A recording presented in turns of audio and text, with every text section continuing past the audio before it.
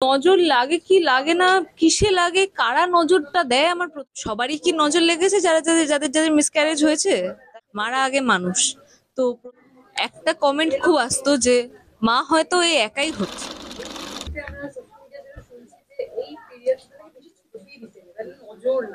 ওকে, এই বিষয়টা নিয়ে আমার কিছু বলার নেই, কারণ নজর তো দেখো, নজর লাগে কি লাগে না, কিসে লাগে, কারা নজরটা দেয়, আমার প্রথম প্রশ্ন। যে নজর, যে সবাই বলে যে এটা করিস না নজর লেগে যাবে, তো নজরটা কি তুমিই দিচ্ছ? প্রথম প্রশ্ন আমার সেটা। আর সেকেন্ডলি হচ্ছে,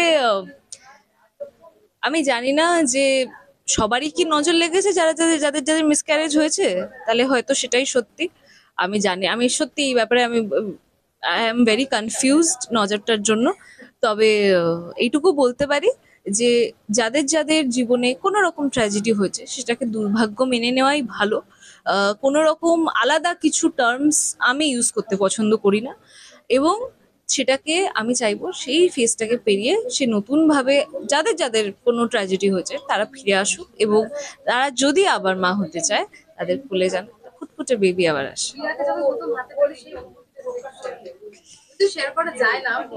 আনবিলিভেবল, আমি ভাবতে পারিনি যে পেট থেকে এরকম কিছু বেরোতেও পারে।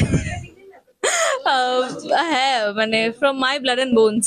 তো সেটা আমার কাছে ফার্স্টলি খুব আনএক্সপেক্টেড ছিল। তারপর তো মনে হলো যে না, এটাই রিয়েল, এরকম ভাবে সবাই মা হয়, সব মেয়েরাই আস্তে আস্তে এরকম ভাবে ম্যাচিওর্ড হয়ে যায়। আর আশা করি এভাবেই দিন কেটে যাবে।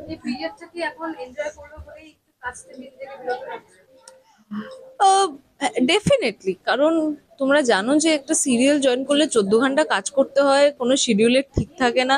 আর 14 ঘন্টা কাজ করার পরে আমার আর ইচ্ছা করবে না রাত জাগতে ওর সাথে, মানে সেটা ভীষণ ন্যাচারাল, সেটা কোনো মারই ইচ্ছা করবে না, কোনো মানুষের ইচ্ছা করবে না। মারা আগে মানুষ। তো প্রথম কথা সেটা। আর হয়তো সেটার জন্যই একটা সিরিয়াল থেকে ব্রেক নেওয়া। ওই ছোট ছোট প্ল্যাটফর্মস বা কোনো ভালো উদ্যোগ বা ছোট ছোট ব্র্যান্ডস এর পাশে আমি সবসময় ছিলাম এবং আছি।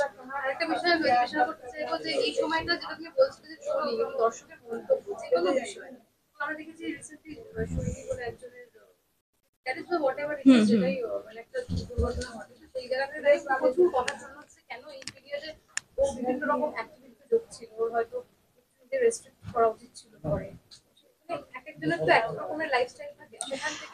আমাকে আমাকে না, আমার প্রেগনেন্সির সময় একটা কমেন্ট খুব আসতো যে মা হয়তো এই একাই হচ্ছে, এবং সেটা 90% মেয়েদের তরফ থেকে আসতো।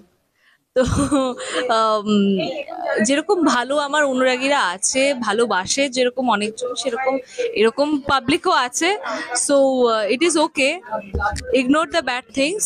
ও যেন খুব তাড়াতাড়ি ফিজিক্যালি ফিট হয়, মেন্টালি ফিট হয়, কারণ ওর উপর দিয়ে অনেকটা ঝড় বয়ে গেছে, সেটা আমরা সবাই জানি।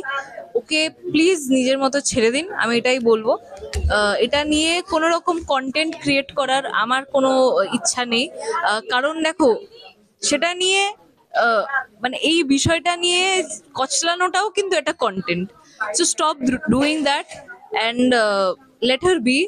ও আবার নিশ্চয়ই খুব সুস্থভাবে ফিরবে আমাদের সকলের কাছে, আবার ইনফ্লুয়েন্সিং করবে, আবার বিভিন্ন শাড়ি এবং সাজে ওকে দেখতে পারবো, আমি সেটাই চাই।